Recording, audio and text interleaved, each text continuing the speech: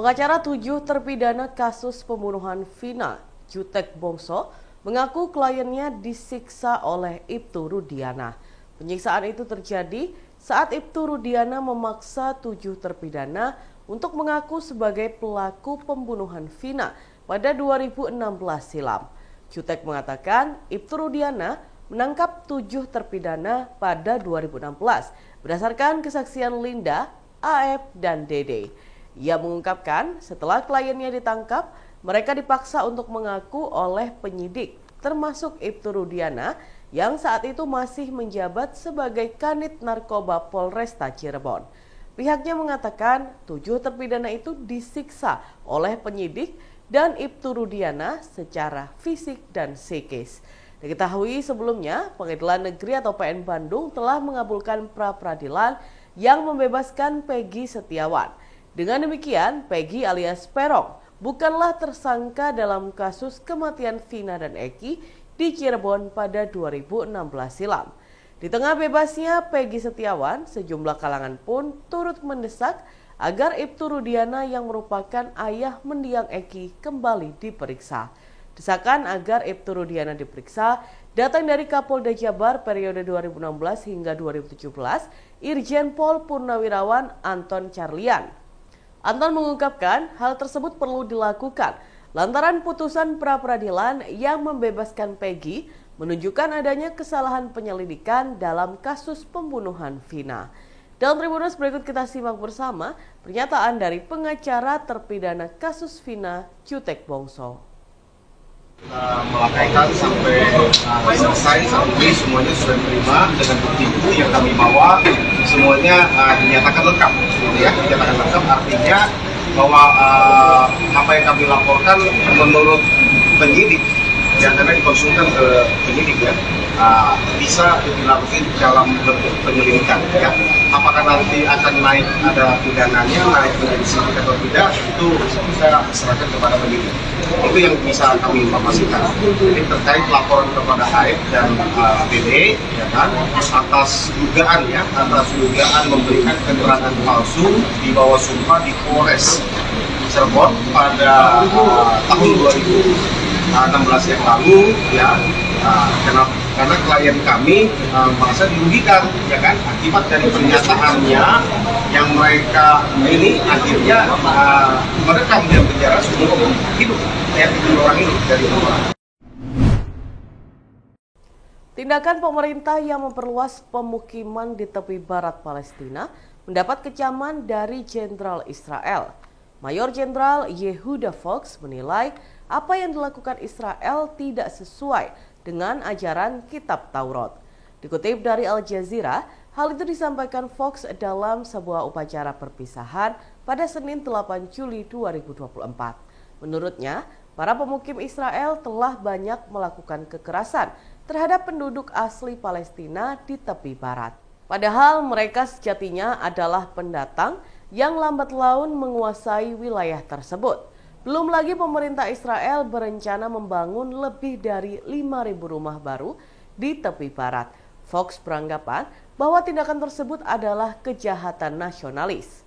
Menurut data, sekitar 553 warga Palestina di tepi barat telah dibunuh sejak Oktober 2023. Pembunuhan tidak hanya dilakukan pemukim, melainkan juga pasukan Israel. Fox sendiri merupakan kepala pusat komando yang bertanggung jawab atas wilayah tepi barat. Kritiknya muncul menjelang lepas jabatan karena sebentar lagi ia akan pensiun.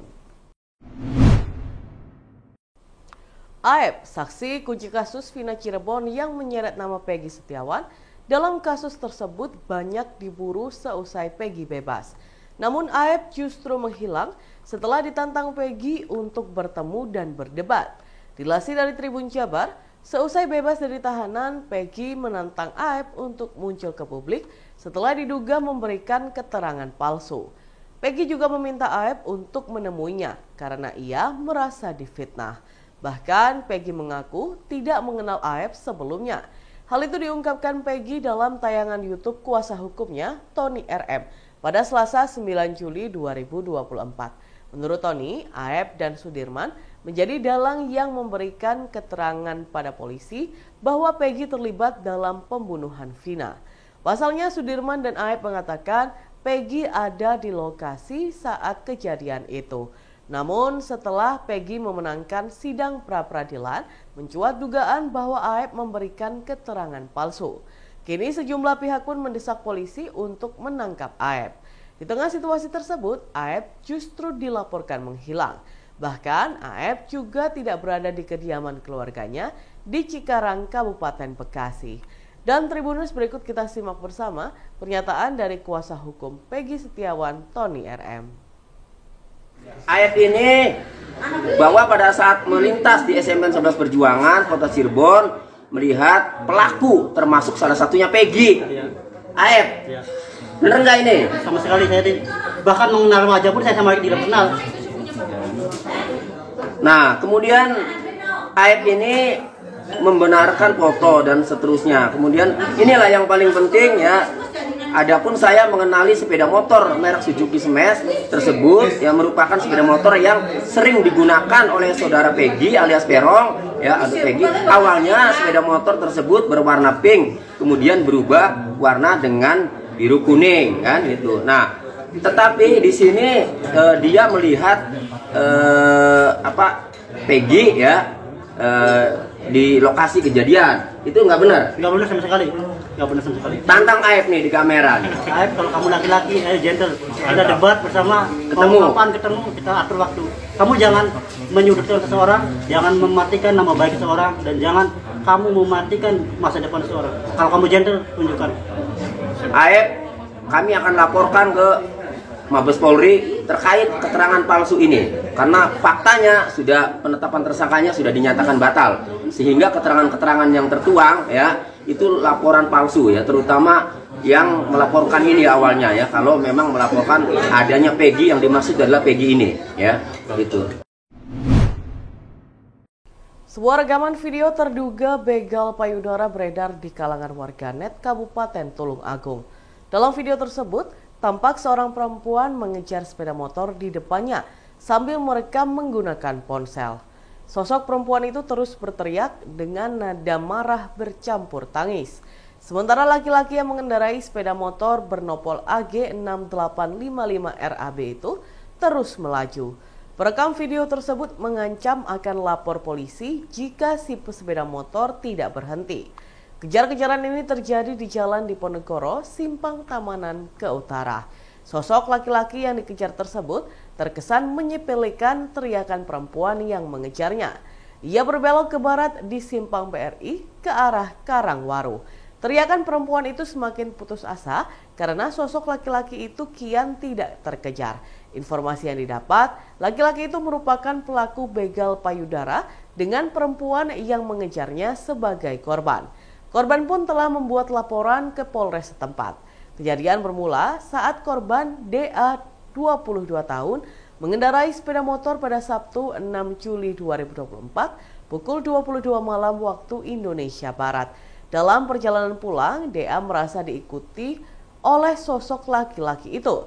Sesampainya di Simpang Gleduk, sosok laki-laki itu menghampiri DA dan mengajaknya ngobrol.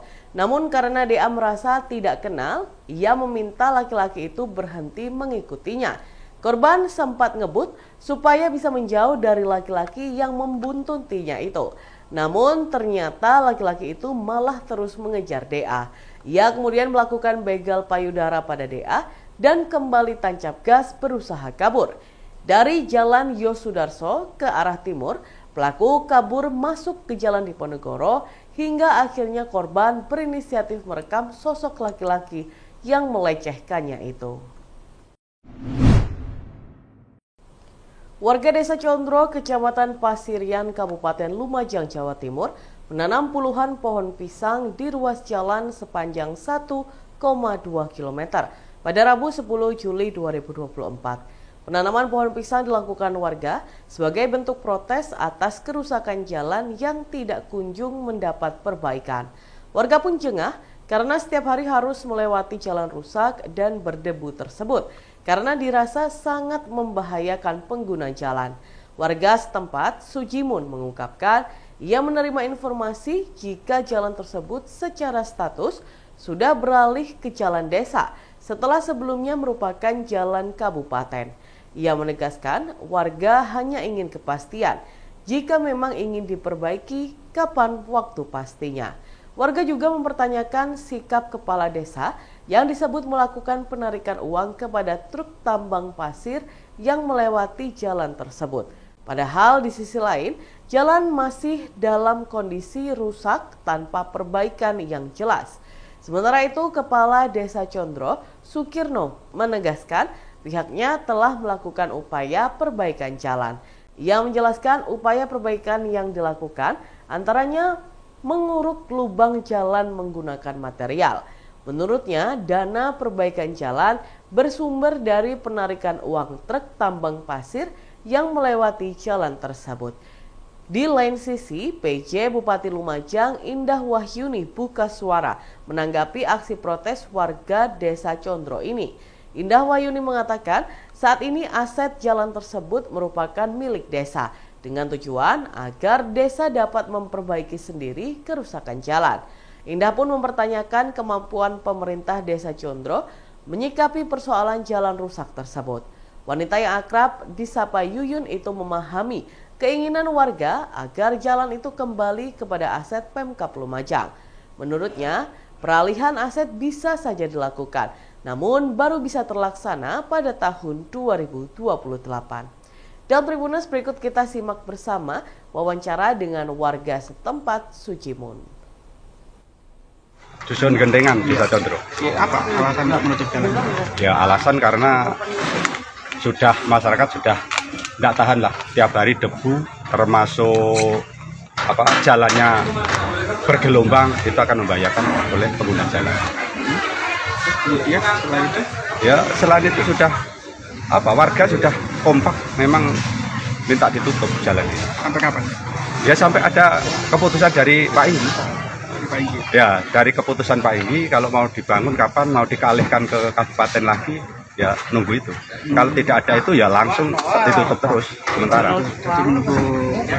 Memang ini jalan awalnya memang jalan kabupaten untuk dialihkan ke jalan ya, awalnya dari jalan kabupaten, tapi dibuatlah SK Bupati, cuma SK belum ada perbuknya. Jadi SK Bupati menjadi jalan desa.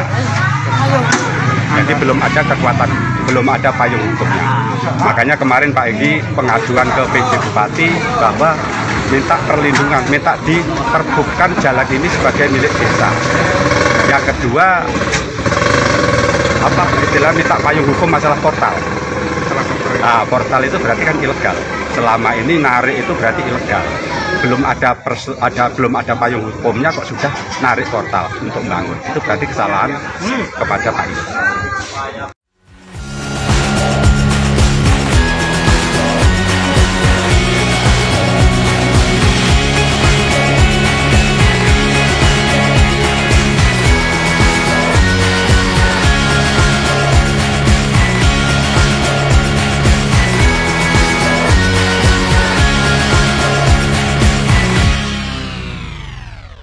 Download Tribun X sekarang, menghadirkan lokal menjadi Indonesia.